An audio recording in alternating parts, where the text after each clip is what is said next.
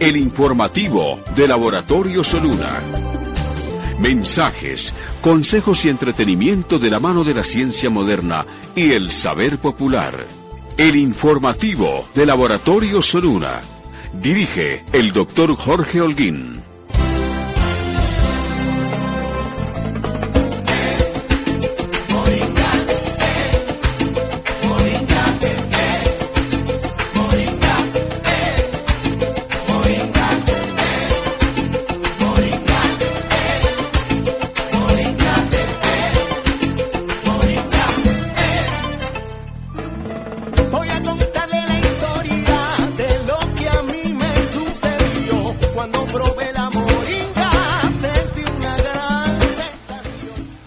A las 9 de la noche damos inicio al informativo Laboratorio Soluna, en la voz de la raza, 1200 de la M, informativo de la salud integrativa. Temas especiales todos los días, invitados diferentes de campos afines, compatibles, pero diferentes orientaciones de la medicina. Este programa se realiza de lunes a viernes de 9 a 12 de la noche. En la primera hora, todos los días siempre hay invitados de temas de diferentes campos de la medicina. Mi nombre es Jorge Holguín Marín, yo soy el director de este magazine de salud. En el control master Wilson Restrepo Cano, quien coordina este programa en la parte técnica, y también él es el conductor del programa Noctámbulos de la Raza, que es de 12 de la noche a 2 de la madrugada. Música variada, temas importantes y muchas veces el día, el cumpleaños del día. Muy bien. En el día de hoy, aquí en vivo y en directo, en La Voz de la Raza, están con nosotros los doctores Edier Velázquez y el doctor Juan Miguel Ruiz, que son médicos cirujanos, médicos generales de la Universidad de Antioquia, con 7 años ya de experiencia como médicos generales, y ellos atienden aquí en el municipio de Bello, en el edificio San Ignacio, el consultorio 307, ahí diagonal a la iglesia de Nuestra Señora del Rosario. Muy fácil de llegar, ahí entrando por la rampa de Droga La Rebaja, es como la referencia realmente más fácil. Certificador médicos, evaluación, seguimiento a gestantes, control prenatal y evaluación de todo tipo de enfermedades, pero de toda manera hay énfasis en la recuperación cardiovascular, en prevención, y ellos son especialistas en manejo del peso corporal, que se ha vuelto algo realmente tan importante que está asociado a una gran cantidad de enfermedades. Personas que quieran una cita pueden consultar, pueden preguntar. 319-588-0145, número único, celular único, 319-588-0145. Anoche ya habíamos anunciado que siempre hay una dialéctica, un proceso educativo, y se traen temas que son de mucha actualidad y a veces que crean como mucha estrés, mucha preocupación. El tema de esta noche, apendicitis y dolor abdominal. Doctor Edier, buenas noches. Doctor Holguín, buenas noches. Gracias por su invitación. Aquí, como ya hemos quedado en venir los viernes a brindar información sobre algunas enfermedades que están muy en boca de las personas y que sabemos que les va a ser de mucha importancia y de mucho interés para los oyentes, porque les va a aclarar muchas dudas respecto a este tipo de enfermedades que son tan comunes y que la persona no sabe pues qué son directamente. Entonces aquí les abrimos, les damos una luz como para que sepan qué ocurre con este tipo de enfermedades que padecen las personas. Muy bien. Doctor Juan Miguel, buenas noches. Doctor Holguín y todos los oyentes, muchas gracias por la invitación. De nuevo aquí entonces con un tema importantísimo, de esos que a la gente le preocupa en su día a día, porque a veces nos duele el estómago y nos preguntamos, ¿y si fuera apendicitis yo qué hago? ¿Cómo me doy cuenta de que es apendicitis? ¿Será que voy a urgencias? ¿Será que me quedo en la casa? ¿Me tomo una pastilla? Hoy vamos a dilucidar algunas de esas dudas pues de una manera didáctica. Obviamente no les vamos a hacer un diagnóstico, vamos a hacerles un poco de educación y ya ustedes definirán si sí o no es importante ir al médico. Recordemos que estamos en el Parque Principal de Bello, encima de Drogas La Rebaja, y nosotros allá pues les hacemos un enfoque muy didáctico a nuestros pacientes, nos tomamos el tiempo de explicarles la enfermedad, de descartar otras posibles enfermedades que de pronto en la EPS no hay mucho tiempo como de ahondar en ellas, de manera que bienvenidos todos por allá. Sí, con respecto a las apendicitis, el programa no va a responder todas las inquietudes, pero da una idea general y sobre todo cuándo realmente debe irse hacia un centro de urgencias. Eso como diferencia exactamente cuando no solo te consultar al médico, sino ir y no dejar avanzar esta situación. Bueno, entrando en materias, una información general, claro que sobre la apendicitis se habla mucho, pero un repaso, ¿qué es la apendicitis y a quiénes les da con más frecuencia? Bueno, la apendicitis ha existido desde que existe la historia de la humanidad. Desde la historia de la humanidad ha venido acompañando al ser humano. A medida que ha ido evolucionando, el apéndice ha ido teniendo unos cambios. Pero se describe en los libros, en la literatura científica, desde 1886. Se encontró que lo que ocurría era apendicitis. Antes le daba a una persona apendicitis y no se sabía qué era. Entonces ya existía desde antes, pero a partir de ese 1886 empieza ya a describirse y a investigarse sobre la misma, el tratamiento, las causas, los métodos de abordaje y tratamiento para esta enfermedad, para esta patología.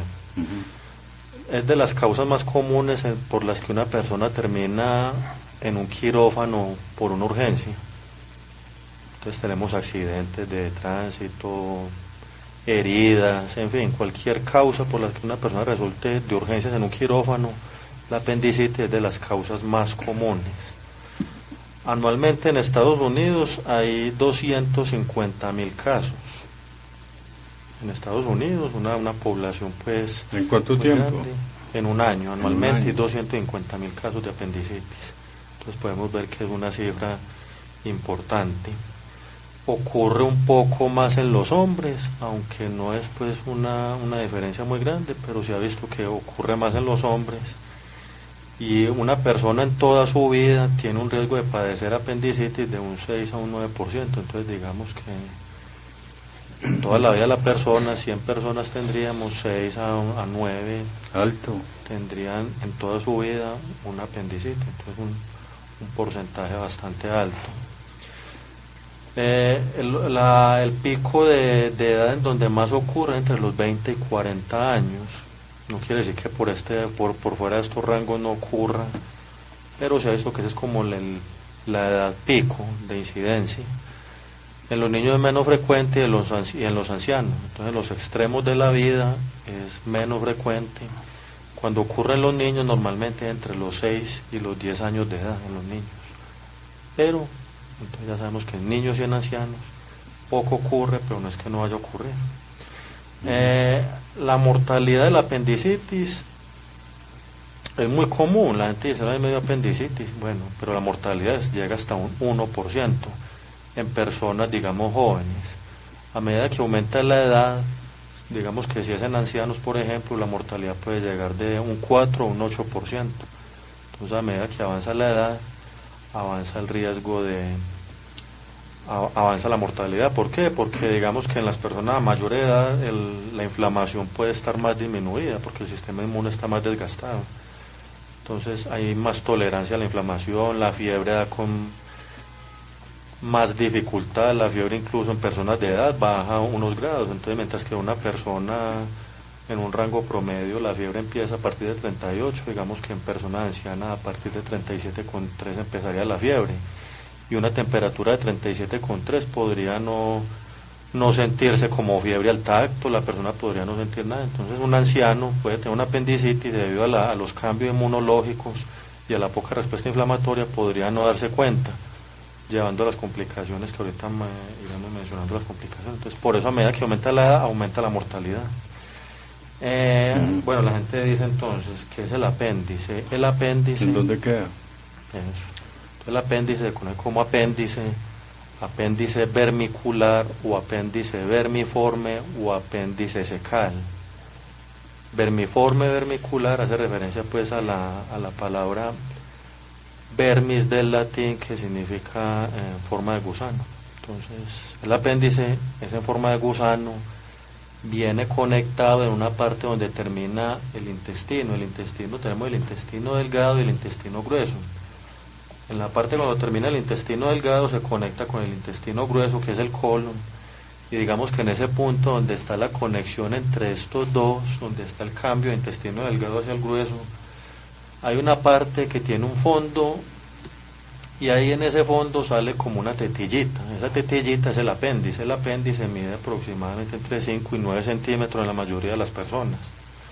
Tiene unos 3-5 milímetros de diámetro.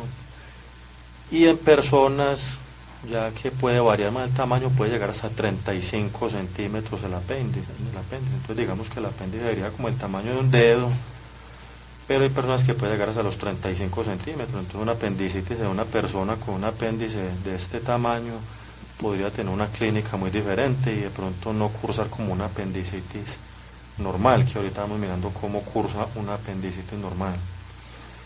Entonces, ¿el apéndice qué es? La gente dice, bueno, ¿cuál es la función del apéndice? Ah, sí, porque muchos dicen, no, pues eso es como un rezago de la evolución humana.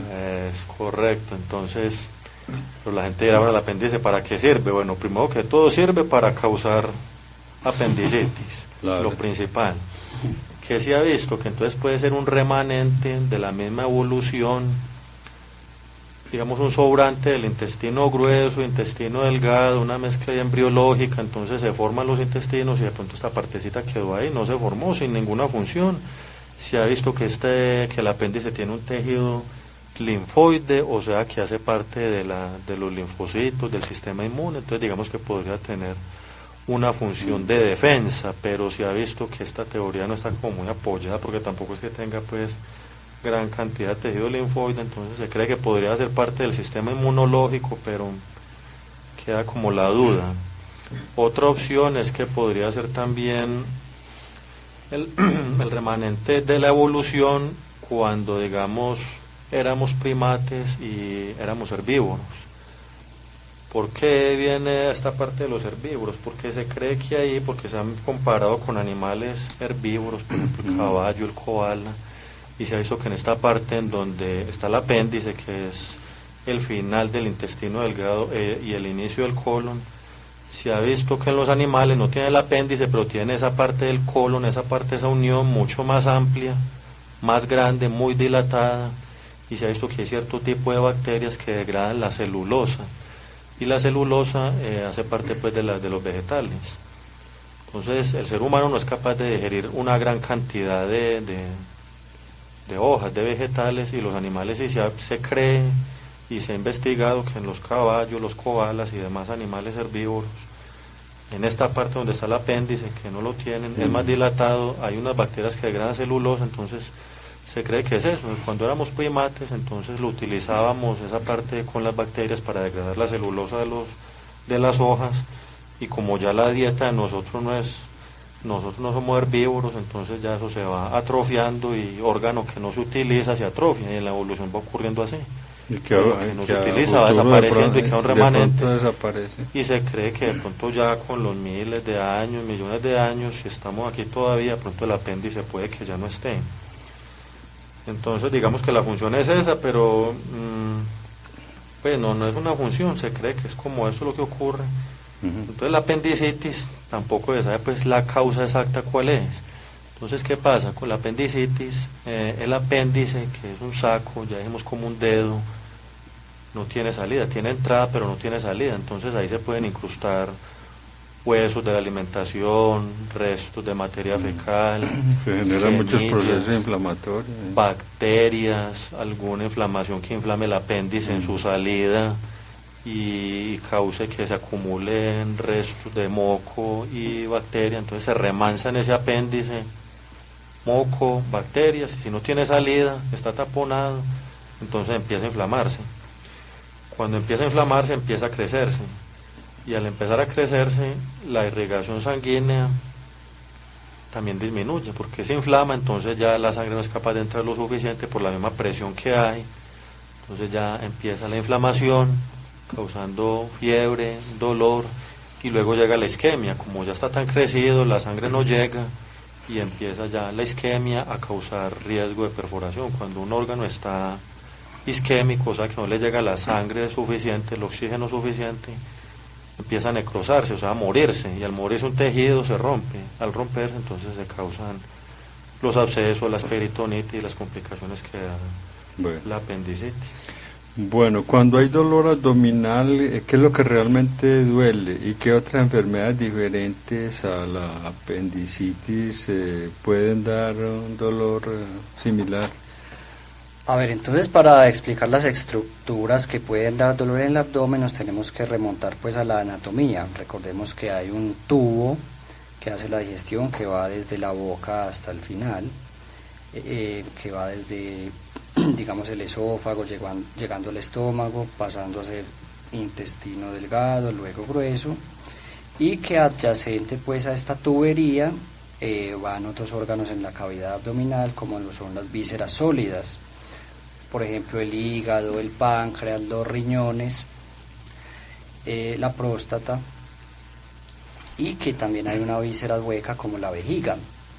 Pero no solo estas estructuras dan dolor, sino también hay parte nerviosa que va por el abdomen, por ejemplo la columna vertebral con su médula espinal, hay musculatura, hay piel con tejido nervioso superficial, y también hay órganos que están por fuera de la cavidad abdominal, como son los de la cavidad torácica, ejemplo pulmones y corazón, que también pueden dar un dolor referido al abdomen.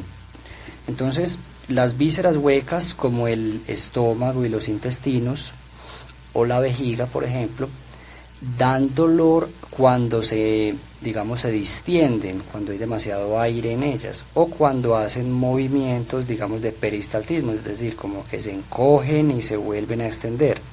Esos movimientos en vísceras que tienen aire por dentro son dolorosos, ¿cierto? Pero en vísceras sólidas, como por ejemplo el hígado y el riñón, o el páncreas, el dolor no se produce por estructuras dentro del órgano, sino que lo que duele es el recubrimiento, o sea, la cápsula. Para ponerles un ejemplo, el hígado o el riñón tienen un recubrimiento como si fuera un papel chicle. Entonces, solo va a doler cuando hay una inflamación lo suficiente como para tocar ese recubrimiento. Algo similar pasa con el cerebro y las meninges, que es ese recubrimiento. Ahora bien, los órganos abdominales tienen todos en la parte externa un recubrimiento que es el peritoneo, que es como un gran papel chicle, digamos, que envuelve los órganos, los intestinos, el estómago, por delante y por detrás.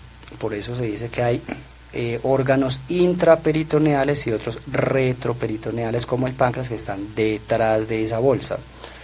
Entonces, cuando explicaba aquí el doctor Velázquez que el apéndice puede romperse y arrojar todas esas bacterias en materia fecal, puede llegar al peritoneo, que es esa bolsita, e inflamarlo. El peritoneo es extremadamente doloroso y esa es la peritonitis. Ese es el momento en que de pronto una apendicitis puede llegar a ser más dolorosa. Pero obviamente hay otras estructuras como por ejemplo una neumonía, y en el pulmón pasa algo similar. El pulmón propiamente no duele, sino que duele la pleura, que es la bolsa externa, la cápsula, y ese dolor pulmonar a veces también puede producir dolor referido abdominal. o a veces una simple hernia, una hernia lumbar puede producir dolor abdominal, o un cálculo renal, o los ureteres, etcétera. En otros programas hemos hablado cómo diferentes órganos pueden producir dolor abdominal. Entonces miren ustedes cuántas estructuras pueden dar dolor. Ahora, en niños, por ejemplo, la apendicitis, como lo explicábamos, no es la primera causa de dolor abdominal. En niños, por ejemplo, el intestino, digamos que se repliega sobre sí mismo, obstruyéndose. Entonces hay diferentes obstrucciones intestinales que son muy dolorosas en ellos. Eso es una causa más común. Ahí involucramos la invaginación intestinal y los vólvulos, que es como que el intestino se replegara sobre sí mismo, como cuando uno enrolla una media, entonces ahí no puede pasar el alimento. Es muy doloroso para ellos. En ellos también hay unas dilataciones grandes que son los divertículos de Meckel, y es como que una parte donde la pared intestinal es débil y digamos se infla. Eso es más común en ellos. Y por supuesto las simples gastroenteritis virales, la diarrea como generalmente la conocemos. ¿Y cómo se diferenciaría de un espasmo intestinal, de un cólico? A ver, ahí ya tendría que ser el médico muy, muy astuto, como yo siempre lo digo, porque estos niños tienen unos vómitos de características muy especiales, a veces con sangre. El vómito es realmente muy importante porque no le pasa absolutamente nada, no siempre se acompaña de fiebre, así que sobre todo en niños muy pequeños, de 1 o 2 años, son más comunes esta clase de problemas que una apendicitis. Es raro ver una apendicitis en un niño tan pequeño, ¿cierto? En las mujeres hay muchos otros diagnósticos diferenciales. En ellas son muy comunes las causas ginecológicas, ejemplo, un embarazo ectópico. Y la localización más común de un embarazo ectópico es en las trompas de falopio y sobre todo la derecha queda muy cerca al apéndice. Entonces es un diagnóstico que se confunde muchísimo, ¿cierto? Los ovarios también quedan ahí cerquita, sobre todo el derecho. Y cuando un ovario es muy grande o tiene un quiste importante de tamaño, el ovario puede torcerse sobre el pedículo que lo sostiene, sobre el péndulo, digamos. Y esa torsión del ovario es muy dolorosa, puede confundirse también. O cuando las trompas de falopio, se inflaman, daba lo que se llama salpingitis, un dolor bajito, parecido y muy grande en intensidad. Y las infecciones urinarias, las mujeres más comúnmente que un dolor bajito. Eso, el dolor bajito, pero hay características diferenciales, por supuesto, que son dolores más referidos cuando la paciente efectivamente va a orinar, orinas con características diferentes que pueden, digamos, diferenciarlo de la apendicitis.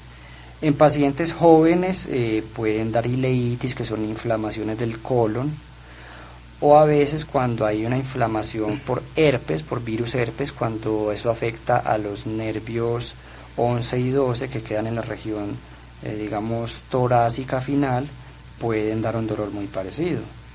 O las pancreatitis o las neumonías. Y también en jóvenes pueden dar cálculos. Y cuando el cálculo, recordábamos que se clava bajito, cuando esa piedrita va a entrar a la vejiga, es un dolor muy parecido. Y en pacientes mayores, en ancianos, ya cambia un poquito de pronto los diagnósticos diferenciales, o sea, las causas que asemejarían una apendicitis. En una persona de 60, 70 años, uno puede pensar en una colecistitis, que es una inflamación de la vesícula. Entonces usted me preguntará, doctor Olguín, hombre, pero la vesícula no queda mucho más arriba, no queda pues abajo de las costillas. Queda muy arriba. Y el dolor de la apendicitis no es pues bajito. Lo que pasa es que en las personas mayores los dolores se pueden, digamos, enmascarar por una más baja respuesta inmune, digamos que los nervios no son tan efectivos en referir bien el dolor, entonces puede dar lo que se llaman dolores sordos, dolores difícilmente referidos. Y por supuesto una colecistitis puede imitar en ellos una apendicitis. Y también dan diverticulitis, usted ha escuchado mencionar mucho eso también, y es parecido a lo que explicaba en los niños, es como una parte débil de la pared del intestino que produce, digamos, una inflamación por extensión de aire en esa zona. Y también a considerar en personas mayores, por supuesto, el cáncer, ¿cierto? Entonces, con esto que digo ¿Pero yo... que cualquier tipo de cáncer o el colorectal? El del colon, sobre todo el colorectal, sí. También puede asemejarlo a un cáncer de estómago, aunque no tanto, pero más el colorectal, que es uno de los más prevalentes en la gente mayor. ¿Qué quiero decir con todo esto? Entonces la gente dice, vea, yo llegué al hospital y con tremendo dolor abdominal y no me diagnosticaron apendicitis, pero ¿por qué no lo hicieron?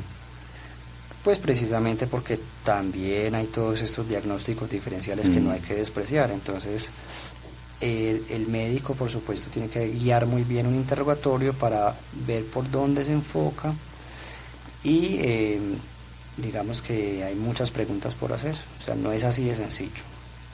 Bueno, con respecto a una persona común y corriente que tiene apendicitis, o sea, voy a suponer que tiene apendicitis, y ¿cómo sospechar que tiene apendicitis esa persona y que no es un dolor ocasional? Bueno, a ver, con las personas que tienen la apendicitis, ya aquí el doctor Juan Miguel mencionó todo lo que puede causar dolor abdominal. Son muchas las enfermedades que pueden llegar al abdomen y entonces confundir a la persona y decir, bueno, esto es apendicitis, esto es colecistitis, esto es un cálculo, esto es una neumonía, un infarto, en fin. La apendicitis tiene, digamos, unas manifestaciones clásicas, que no es que se manifiesten en el 100% de las personas, pero normalmente la tendencia es que es un dolor de inicio súbito, progresivo, normalmente empieza, digamos, alrededor del ombligo, o sea, en la parte del epigastrio, la parte de arriba o alrededor del ombligo, y digamos en menos de 24 horas ese dolor migra hacia el cuadrante inferior derecho, digamos un poquito más arriba de la ingle derecha, como para que la persona se guíe, aunque ya las personas saben dónde es que duele, ya normalmente las personas saben dónde duele un apéndice. Entonces nos vamos al cuadrante inferior derecho, dividiendo el abdomen en 4, entonces en esa parte bajita pasaría el dolor en 24 horas desde el ombligo hasta esta parte que se llama punto de McBurney. Normalmente en las 24 horas, en otras personas empieza de una vez el dolor en esta parte inferior derecha, empieza de una vez el dolor, pero la tendencia es que sea un dolor así que inicia, va progresando y la persona empieza a experimentar febrículas.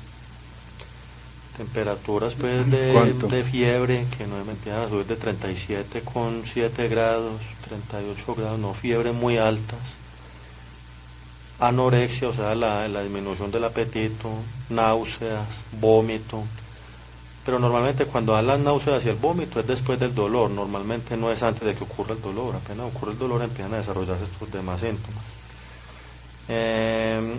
Puede haber estreñimiento, puede haber diarrea, puede haber inflamación abdominal, una persona podría inflamarse del abdomen y confundirse con un colon irritable, porque un colon irritable puede dar con inflamación abdominal, dolor de inicio reciente. Lo que pasa es que en el colon irritable normalmente es con la ingesta de alimentos. En una apendicitis, no, el dolor ocurriría en cualquier momento del día, lo despierta en la noche incluso. Y un colon irritable no tendría por qué despertar a una persona en la madrugada con un dolor, no, normalmente no ocurre, pero podría parecerse por la inflamación abdominal, por el estreñimiento y la diarrea. Un colon irritable puede dar inflamación, estreñimiento y diarrea. La persona también tendría un dolor al presionar el abdomen, o sea, un dolor exageradamente fuera de lo normal, porque usted puede tener un dolor abdominal por colon irritable, digamos una indigestión, digamos cualquier molestia abdominal, y tocarse el abdomen y ser un dolor no muy intenso, pero cuando es una apendicitis y ya van pasando las horas, la persona intenta tocarse el abdomen y el dolor es bastante intenso al palpar, o sea que una persona que se palpe el abdomen y que le duela bastante y sea de inicio agudo, puede sospechar. Prácticamente hay que sospechar que hay una patología quirúrgica, ya dependiendo del punto pues donde duela. En las personas que el apéndice mide 20, 25, 30 centímetros, 35, como puede medir en algunos pocos, este apéndice pasaría la línea media del cuerpo llegando hacia el lado izquierdo, entonces al cuadrante inferior izquierdo. Entonces digamos donde ve el apendicitis, pero en el otro lado izquierdo. Entonces la persona de pronto puede confiarse y decir, no, me duele el lado izquierdo, y resulta que es como el apéndice está tan largo, pasó al otro lado, se extiende hasta el otro lado, y al inflamarse da dolor ahí. Entonces por eso el médico tiene que ser, sí, muy juicioso, tener un conocimiento pues amplio del tema para poder determinar si es una apendicitis o no lo que duele en otro lado que no sea la parte derecha, porque no siempre va a doler en este punto inferior derecho.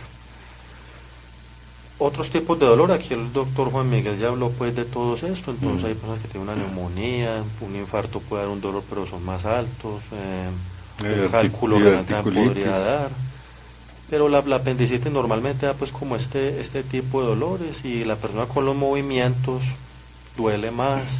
Si de pronto logra brincar sobre un pie y sobre el pie derecho siente el dolor empieza a aumentar cuando hay movimiento del muslo derecho, si lo flexiona, si lo extiende, si de pronto brinca sobre él, como el apéndice digamos está en relación con el músculo, el psoas, que es un músculo que va digamos desde la pelvis hasta el fémur. Al mover el miembro inferior derecho, este músculo se extiende, y al extenderse, si el apéndice recae sobre entonces lo va a rozar y va a aumentar el dolor. Entonces digamos que el apéndice tiene una relación con el miembro inferior derecho, y al moverlo puede causar movimiento en causando el dolor.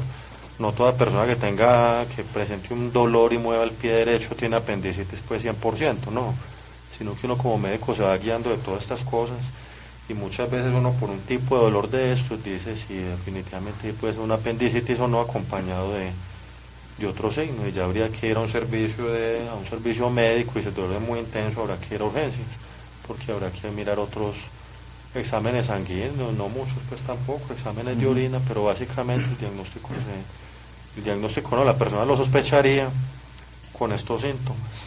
Bueno, que ya pensar cómo sucedería una consulta, sea en consulta externa o en un servicio hospitalario, un servicio de urgencias. ¿Qué se revisa? ¿Qué se pregunta en la consulta de una persona con ese dolor que supuestamente puede ser apendicitis u otro dolor abdominal? Bueno, como muchas veces lo hemos dicho... El doctor ayer dice que él mira mucho cómo camina, cómo llega.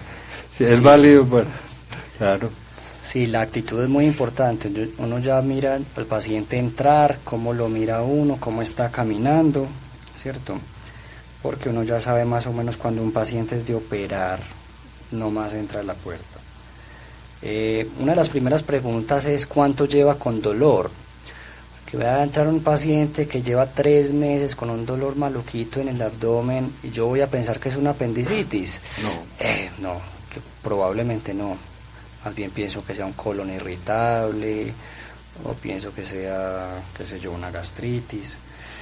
Pero el dolor del apéndice suele ser agudo, en 1 o 2 días ya se instaura. Por supuesto hay casos en donde se extiende a 5, 6, 7 días porque no se pudo detectar a tiempo, ya que los síntomas no fueron tan típicos, y desencadenando en lo que llamamos un plastrón apendicular, es decir, un gran tejido cicatricial lleno de bacterias y materia fecal emplastronado, que es una situación más bien complicada, ¿cierto? Pero que probablemente no desencadena una peritonitis, gracias a Dios, pero igual es una cuestión que es delicada y de operar. Una vez habiendo sabido pues la evolución en tiempo del dolor, hay que preguntar dónde le empezó, porque como le explicábamos, suele empezar en el epigastrio, o sea en la boca del estómago o en la región alrededor del ombligo, para paulatinamente clavarse bajito en la parte derecha, pero lastimosamente eso solo pasa en el 50-60% de los casos. Entonces el paciente estará pensando, bueno, yo tuve apendicitis, pero el dolor no me empezó arriba, el dolor de una se me clavó bajito. Bueno, hay casos en que efectivamente es así, y hay casos también en donde duele es bajito pero izquierdo. Ese es el caso, por ejemplo, de los apéndices largos. Y en los apéndices retrocecales, es decir, apéndices que se extienden un poquito hacia atrás, suele pasar que el dolor no empieza alto, sino que se clava de un abajito. Entonces, la migración del dolor es una de las cosas importantes que debemos indagar los médicos. Además de eso, indagar importantísimo sobre la pérdida de apetito, las náuseas y el vómito, porque estos suelen instaurarse posterior al dolor, como también lo explicábamos. Entonces, primero dolor para luego pasar a náuseas y vómitos. Si fuera al contrario, ya ocasionaría ciertas dudas diagnósticas que el médico tiene que entrar a pensar. Cuando el paciente ya tiene fiebre, ya expresa fiebre, ya es un signo de tal vez algo más delicado. Cuando un paciente, además de tener un dolor tan típico, está con fiebre, uno pensará que de pronto esa apendicitis se perforó, es decir, que ese saquito se rompió y expuso todo su contenido a la cavidad abdominal, irritando el peritoneo, una situación obviamente más delicada, como nuestros oyentes escucharán la palabra peritonitis y de una asocian que eso es una cosa grave de operar, ¿cierto? También importante preguntarle a nuestro paciente si de pronto hay otros síntomas diferentes. Ejemplo, si lo que hay francamente es una gastritis, es un dolor que nunca migró, que siempre está alto, que empeora o que mejora con comidas, según sea el caso, y que no se clavó bajito. Entonces nos pensará digamos en otro diagnóstico, nos hará pensar en otro diagnóstico. O si los síntomas empeoran es al orinar, porque en una apendicitis no tiene por qué pasar así. Si el dolor es francamente asociado al acto de orinar, el médico tiene que ser astuto, como lo digo, y sospechar de pronto un cálculo urinario o una infección. Entonces, pasando al examen físico, siempre lo que hacemos es tomar la presión. En algunos casos la presión puede estar alta o puede estar baja según el estadio de la enfermedad. El pulso, a ver si hay taquicardia, a ver si está al contrario el pulso bajo, que no vaya a ser un problema del corazón, porque recordemos que es un diagnóstico diferencial importantísimo. Como para pasar, digamos, a la parte importante, que es la evaluación abdominal. Aquí voy a ser un poquito escueto, un poquito coloquial. Cuando hay una apendicitis, el paciente brinca al tocar el abdomen. ¿En cualquier parte? Cuando hay peritonitis sí, pero en los estadios iniciales donde apenas está empezando la apendicitis, brincará en un punto específico, generalmente localizado en la parte bajita, diagonal al ombligo, como tirando hacia el hueso de la pelvis. A la derecha. Exactamente, el punto de McBurney. Brincará al yo tocar ahí. No va a decir, sí me duele, no va a decir, ¡ay, me dolió! Sí. Pero cuando ya hay una peritonitis, le va a doler en cualquier punto que le toque y va a ser como una tabla. No va a decir, sí doctor, ahí como que me dolió, no. Va a brincar del dolor y el médico sabrá, no, eso parece que es de operar. Y ese es uno de los signos importantes. También a veces movilizamos extremidades, les ponemos a hacer ciertos movimientos o maniobras especiales, porque también se puede confundir con una hernia, con dolores musculares, etcétera. Entonces, el examen físico importantísimo y ya el médico irá encaminando su diagnóstico.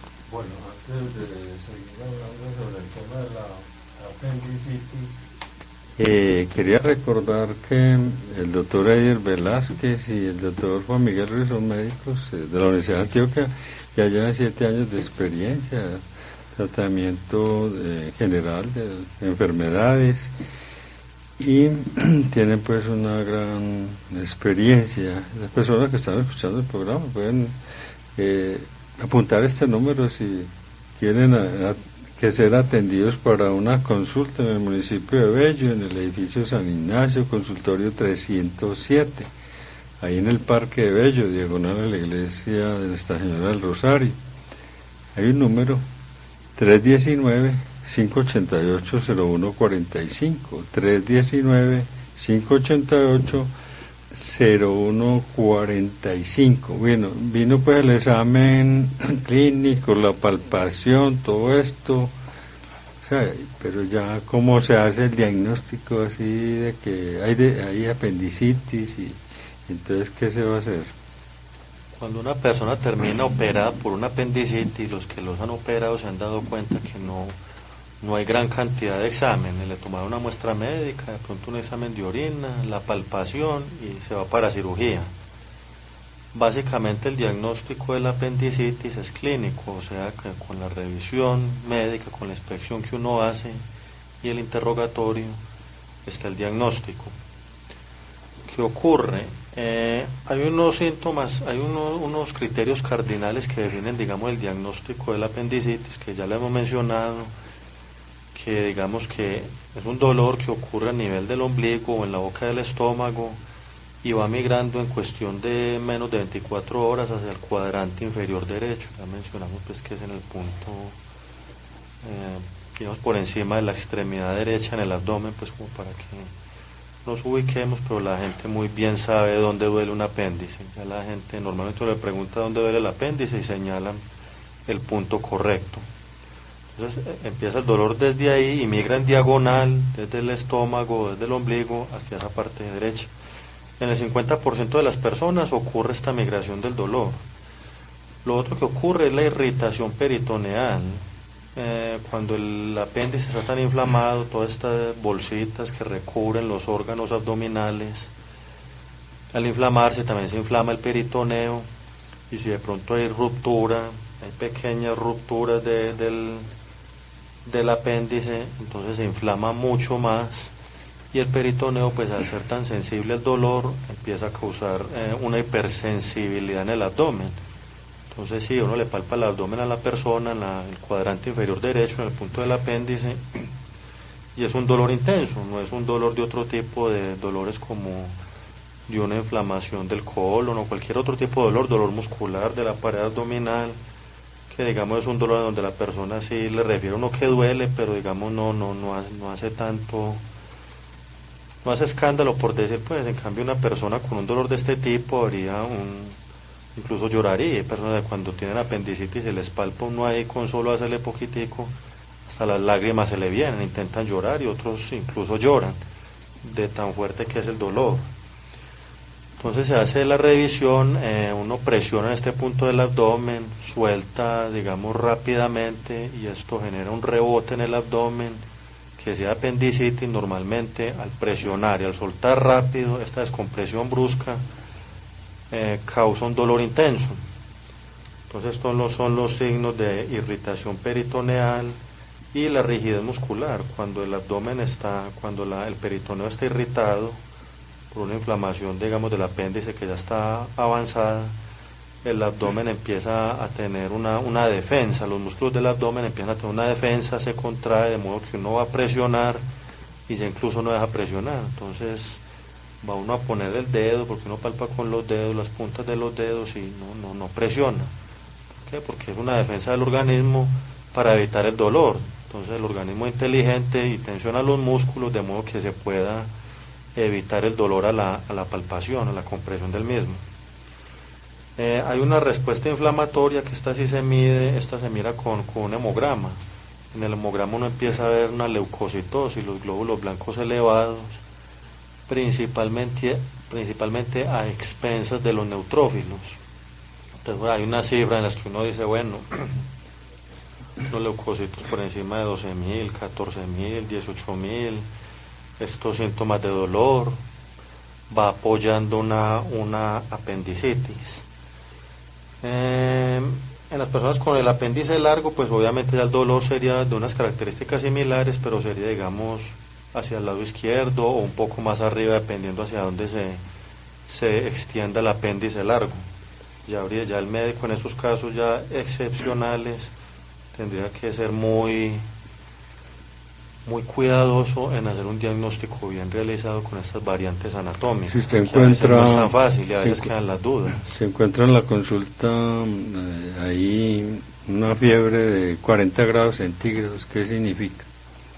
Y con un tipo de dolor de eso, ya uno dice, bueno, de pronto ya la inflamación es muy grande, ya de pronto se está rompiendo, ya está empezando una peritonitis, ya hay un absceso, porque la fiebre en la apendicitis, digamos que es un predictor de complicaciones, de posibles complicaciones. Entonces, cuando hay fiebre ya instaurada, porque la fiebre queda, digamos, de febrícula, o sea, que es una temperatura que apenas está empezando, está llegando a los 38, o muy cerquita de los 38, pero una fiebre en 40 con una persona que tenga estos síntomas de dolor abdominal, pues eso prende las alarmas, eso realmente es una urgencia.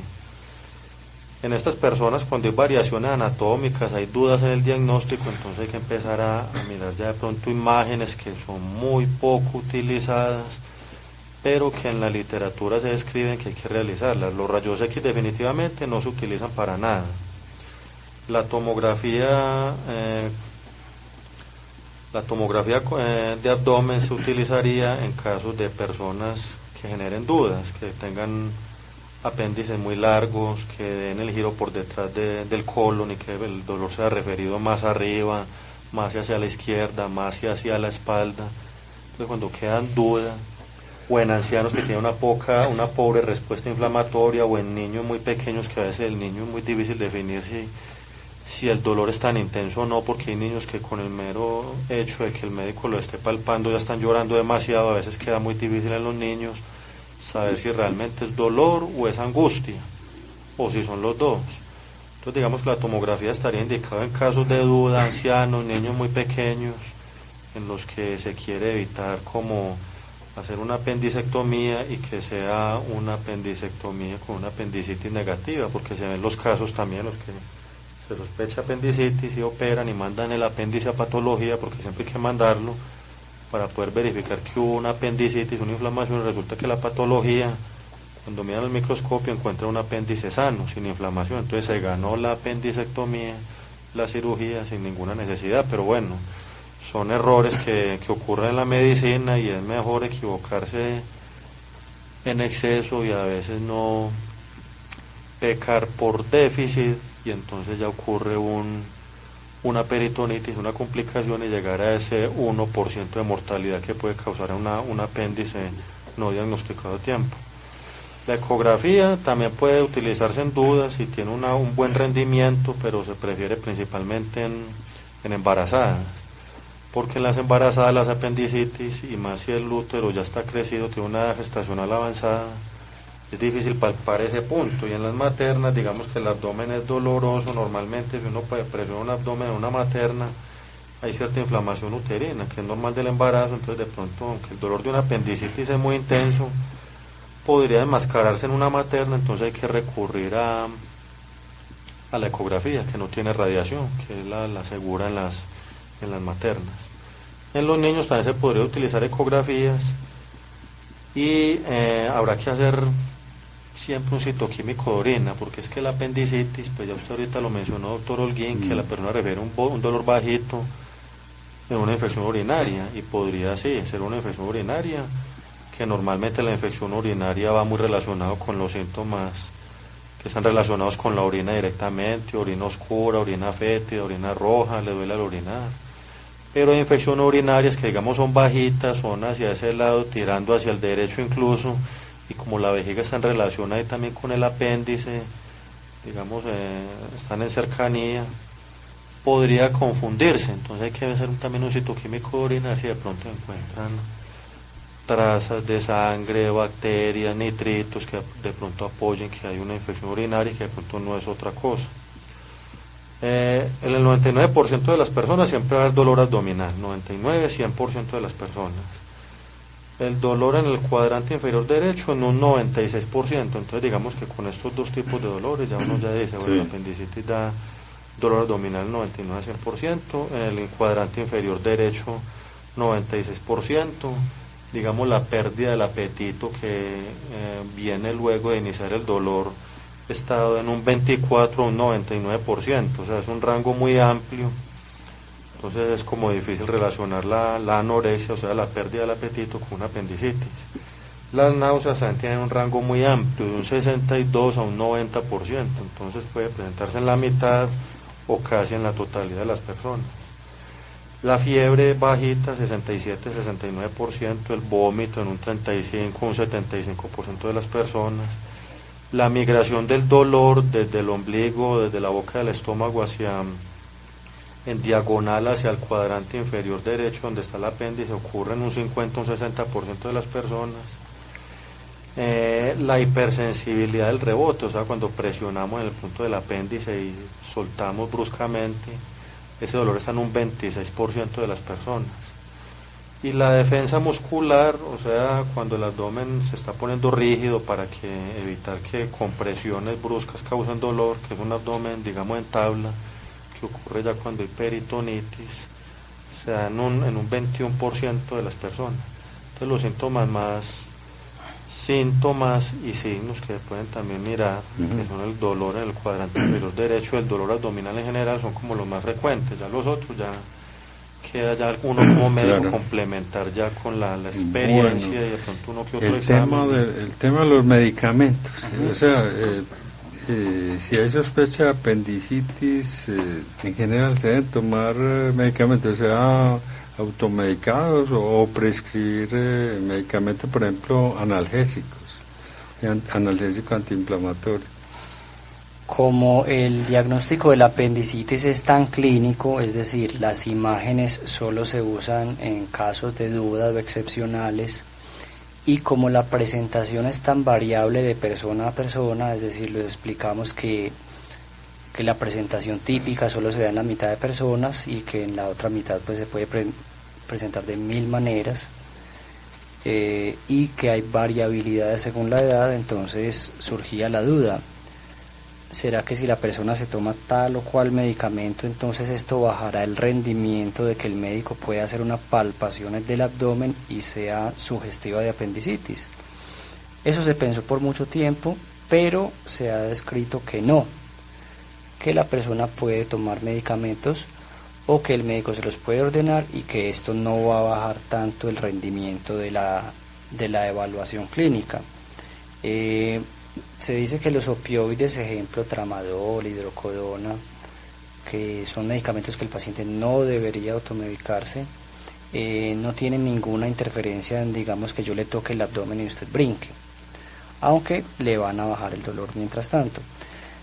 Esto pareciera pasar un poquito más con los AINES, es decir, naproxeno y ibuprofeno, que podrían enmascarar un poquito más el dolor, pero a pesar de haberlos tomado, el médico es capaz de diagnosticar la apendicitis. Claro. Muy bien. Una de las preocupaciones grandes es las complicaciones de una apendicitis no tratada, una persona que resiste y que obviamente, como dicen, se aguanta, no se trata. ¿Qué puede pasar? Sí, cuando la persona inicia con la apendicitis es un dolor de inicio agudo que normalmente ocurre así, brusco, fuerte, intenso, pues la persona no se aguanta e inmediatamente va a un servicio de urgencia y se le logra hacer el diagnóstico rápido. Pero hay personas que por sus condiciones genéticas, personales de cada cual, la persona de pronto tolera más el dolor, hay una mayor tolerancia al dolor, y de pronto puede decir, no, este dolor no es, yo me lo aguanto. O hay personas que simplemente el dolor le da muy leve, no tan característico, entonces evoluciona. La evolución de la apendicitis no tratada es hacia la perforación, porque yo ya expliqué ahorita desde un principio de cuando el apéndice empieza a inflamarse, es una bolsita, se inflama, entonces la bolsita empieza a crecer, y a medida que crece causa inflamación, y a medida que crece el riesgo sanguíneo es menor. Entonces la inflamación y la isquemia, o sea, la falta de oxígeno por falta de irrigación sanguínea, empieza a causar riesgo de ruptura del apéndice. La bolsa se rompe y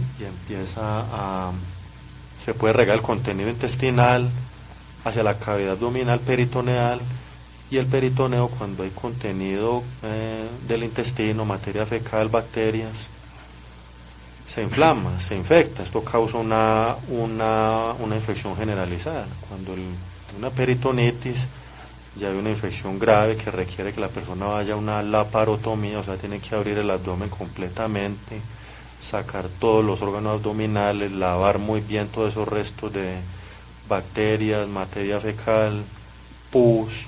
Entonces tiene que ir a la hospitalización. Hospital es un caso grave, pero hay casos más graves aún, de una complicación que es muy grave, muy escasa, que es la pileflebitis, que es cuando se van émbolos, porque todo el intestino, el drenaje venoso del intestino va al hígado, porque el hígado, digamos, es donde se procesan los nutrientes que se absorben del intestino. Entonces estas venas que recogen todo el intestino y por supuesto las venas que recogen la sangre del apéndice van al hígado. Como hay una infección tan grande, van émbolos sépticos, o sea, de bacterias, hacia esa circulación por la vena porta hacia el hígado, causando abscesos hepáticos múltiples, y es una complicación muy grave, poco frecuente, pero es, digamos, fatal. Cuando no hay, digamos, una peritonitis, ni ocurre esto, entonces ocurre lo que se llaman los plastrones, que son el mismo organismo intenta defenderse y con el mismo peritoneo empieza a envolver esta parte inflamada. Entonces forma una, digamos, una bola de inflamación, la encapsula en peritoneo y toda esta inflamación queda ahí condensada en esa bolsita, se forma una masa que a veces es palpable por encima del abdomen, entonces queda un absceso ahí, un absceso encapsulado. Digamos que esto es una peritonitis que es focal, entonces se forma una masa ahí que es palpable. La otra peritonitis cuando se inflama totalmente todo, es la peritonitis generalizada. Y digamos que estas son las complicaciones más comunes de una apendicitis no tratada. Muchas personas se habrán dado cuenta de que hay personas que han muerto por peritonitis. La peritonitis no solamente es causada por la apendicitis, una colecistitis, cualquier otra infección abdominal, pero digamos que las colecistitis y la apendicitis serían como las causas más frecuentes de una peritonitis. No a todo el que le dé peritonitis se va a morir, pero mucha gente, sí, muchas personas se han muerto de peritonitis. Claro. Bueno, y otra, la inquietud más grande es ¿cuándo irse para un servicio de urgencia? Ir o no ir a un servicio de urgencias cuando existe este tipo de dolor abdominal, que puede ser apendicitis u otro dolor abdominal. Siempre se requiere irse para urgencias. Pues a ver, muchos de nuestros pacientes estarán pensando, yo a veces tengo un dolor abdominal y a veces me sube fiebre, llevo eso como hace 7 años, ¿será que voy a urgencias después de escuchar este programa? No, probablemente no. Nos estamos refiriendo más a un dolor agudo de características muy diferentes y que además de este dolor, por ejemplo, haya una fiebre alta. Entonces, si a usted le está doliendo muy fuerte el abdomen y además de eso la fiebre es alta, valdría la pena irse para urgencias. Otra característica importante del dolor es que sea un dolor que lo despierte, ¿cierto? Usted está a las 3 de la mañana, 4 de la mañana y lo despertó un dolor, eso es un signo de alarma, muy diferente a que usted despierte y que al despertar sienta dolor. Y por ejemplo, ¿cuál sería el diferencial ahí con un dolor abdominal relacionado a colon irritable o a intestino irritable? Difícilmente un dolor tipo colon irritable lo va a despertar las 2, 3 de la mañana de dolor. Eso es más de un dolor agudo. Cuando usted está dormido profundo, un colon irritable no lo va a molestar. Puede que lo moleste en la noche, pero cuando concilia el sueño lo concilia y puede dormir. Que es muy diferente esa diferencia que yo le hice. Despertar con dolor y que el dolor sea el que lo despierte. ¿Y en una gastritis? En una gastritis difícilmente el dolor sea el que lo despierte también. Probablemente ahí usted despierta con el dolor, pero cuando usted, y eso también pasa con la cabeza, un paciente que despierta por culpa de un dolor de cabeza, eso es un signo de alarma. Es difícil evaluar, yo sé, pero se describe en la literatura. Otra cosa que es un llamado de alarma que lo debería hacer pensar en ir a urgencias es que además del dolor, usted esté vomitando o defecando con sangre, además del dolor. El paciente me dirá, yo a veces defeco con sangre. Pero eso no se acompaña de un dolor agudo progresivo. de pronto esperar a una consulta externa.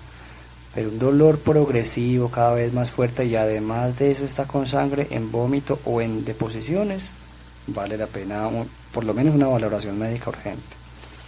O cuando el vómito es imparable, es decir, además de tener ese dolor, no le para ninguna comida en el estómago, todo lo está botando y además tiene un dolor para urgencias. O de pronto cuando la coloración de la piel es amarilla, lo que se llama ictericia, es otro signo de alarma de dolor abdominal, porque nos podría estar hablando de que hay un problema agudo de vesícula importante. Y otros signos que a veces no tenemos en cuenta, pero que son muy importantes, son los cambios en la esfera mental. Entonces el paciente, pongamos un ejemplo, un paciente de 60 años, 60, 65, empezó con un dolor abdominal muy intenso y ya está hablando como enredado, o está hablando incoherencias, o pregunta si es de día o de noche, es decir, está confuso, con cambios en la esfera mental. Es mejor llevárselo por urgencias también. Bueno, ¿y qué hacer con esta actitud que hay ahora de que muchas personas aún con dolores muy fuertes dicen que no lo lleven a un servicio de urgencias porque a le puede contagiarse por COVID? ¿Cómo se maneja esto? No, al médico no se le puede huir. Si hay que ir a un servicio de urgencias, sí, uno escucha que la persona dice que no va, no a urgencias porque se va a contagiar de COVID, pero no, si hay que ir, hay que ir. Hay que evitar ir al médico a urgencias en cualquier momento de la vida, porque hay gente que es feliz yendo a urgencias por cualquier cosa, que también los ve uno así. Ante cualquier dolor de la uña se van y se meten en urgencias, pero cuando hay que ir, hay que ir. Claro. Estemos en el momento en que estemos, la pandemia que sea, si hay que ir, porque es que cuando es necesario uno tiene que mandar, y de hecho uno manda pacientes a veces a urgencia y le dice a uno que no, y le dice uno no, hay que ir. Pues nosotros en el Parque de Bello tenemos una alternativa y es que el paciente va sin cita previa a veces y nosotros estamos disponibles a revisarlos. Sí. Nosotros no somos un servicio de urgencias, por supuesto, no podemos canalizarlos ni nada, pero por lo menos una evaluación médica que les diga, vea, mejor váyase para urgencias, como sea, porque lo suyo es grave, es una alternativa pues interesante. Eso es otra alternativa. O de pronto medicina domiciliaria, si alguien tiene pues la posibilidad de pagarlos, es también importante. Pero cuando hay estas cosas severas, es mejor que un médico lo vea rápido. Bueno, y con respecto, por ejemplo, a un servicio de urgencias, ya que pues no estamos hablando, ustedes no están en el servicio de urgencias, pero pueden decir, vaya para el servicio de urgencias, ¿en qué se basa el priorizar un servicio de urgencias? O sea, por ejemplo, ¿cómo seleccionan de que esta persona de pronto si tenga apendicitis y hay que, digamos, atenderlo rápido? Eso a veces pasa que con la experiencia el vigilante se hace muy experto. Y le dice que no, usted no tiene nada. O el vigilante le dice al médico, póngale cuidado a que entra como grave, ¿no? Está haciendo que le duele todo. Entonces, es hipocondríaco. A veces lo que llamamos el triaje lo hace o el vigilante o la señora del servicio. Uy, cuidado doctor, que ese señor va sangrando mucho, atiéndalo a él rápido. O una embarazada. Colabóreme por ahí con el médico que selecciona el jefe de urgencias. Bueno, entonces ahí, si uno confía lo suficiente en ese vigilante o en esa señora del servicio, lo que sea, y uno es astuto también, y uno más o menos sabe en la sala de espera ver cuáles los que hay que pasar de primera. A veces la gente en la sala de espera de urgencias se enoja porque dice, vea, yo llegué hace 3 horas y han pasado 5 personas antes de mí que llegaron después. Un infarto. Es que la sala de espera no es con ficho de llegada, eso es lo más grave que va llegando, hay que pasarlo primero. Y bueno, yo sé que en Colombia es muy difícil trabajar en sala de urgencias porque no hay un servicio adecuado de consulta prioritaria. Entonces a veces las salas de urgencias se llenan mucho, es por eso, porque el 90% de personas que van no llevan cosas que ameriten estar en urgencias. Si en Colombia hubiera un servicio de consulta prioritaria 24 horas, o digamos hubiera más personal prehospitalario o más médicos disponibles para priorizar consultas, se descongestionaría grandemente los servicios de urgencias. Eso sería una cosa que yo he pensado y planteado muchas veces, pero en la próxima reforma de salud plantear eso. Sí. En la ley 200, no sé cómo se llame. Bueno, interesante porque ustedes presentan una alternativa, llamarlos, ir a una consulta domiciliaria o preguntar si pueden ir como para descartar de que sea una apendicitis y no quedarse ahí como que tomando antiespasmódicos, analgésicos, porque se dice que los AINES de pronto sí pueden enmascarar y la persona va tomando, aguantando. No tanto enmascarar, sino que a veces se puede, digamos, agravar rápido. Es decir, no es que el médico sea incapaz de hacer el diagnóstico, pero sino, como que, le calma algo el sino dolor. que como lo calma el dolor va a consultar más tarde, exactamente. No enmascarar lo que puede hacer el médico, sino que llevarlo a una consulta más tardía, eso sí. Correcto. Muy bien, el doctor Adiel Velázquez, el doctor Juan Miguel Ruiz atienden en el municipio de Bello. Los que quieran consultar y en un tema de estos pueden llamar y explicarles de que de pronto creen que tengan algo como eso. Entonces yo les digo, venga por aquí un poquito más rápido, en fin, y no irse de pronto a un lugar que les van a decir, no, usted no tiene nada, cuando se pudo haber hecho una selección a nivel de consulta externa. Recuerden que hay un número de contacto 319-588-0145, 319-588-0145. Doctor Edier, ¿usted sabe el teléfono de memoria? 319-588-0145, todo el Parque de Bello, ahí al frente de la iglesia del Parque de Bello. Eso no hay forma de perderse, se llega muy fácil, es un tercer piso, pero realmente es un segundo porque el primer piso queda por una bajada, es el sótano, entonces realmente el consultorio es 307, pero es como si fuera 207. Es una escala muy sino descansada. que subir una sola escalita, muy pequeña, muy descansada, entonces no hay problema para las personas de edad que vayan ahí. Doctor Juan Miguel, usted lo sabe de memoria también. De memoria no creo. Empieza por 3. 319-588-0145, creo que es ese. Ese, correctamente. Bueno, gracias por la información. Yo creo que ustedes más o menos han captado la idea. Hay que crear programas educativos. Yo creo que a mayor información en educación, esto concede más herramientas para crear criterios de prevención. Cuando uno entiende más o menos sobre este tipo de enfermedades sin establecer diagnóstico así por programas de radio, hay un cambio actitudinal. Eso creo que es lo más importante. Gracias por la información y próximo viernes, Dios mediante, por aquí estaremos. Gracias, doctor Ruiz. Muchas gracias. El informativo de Laboratorio Soluna.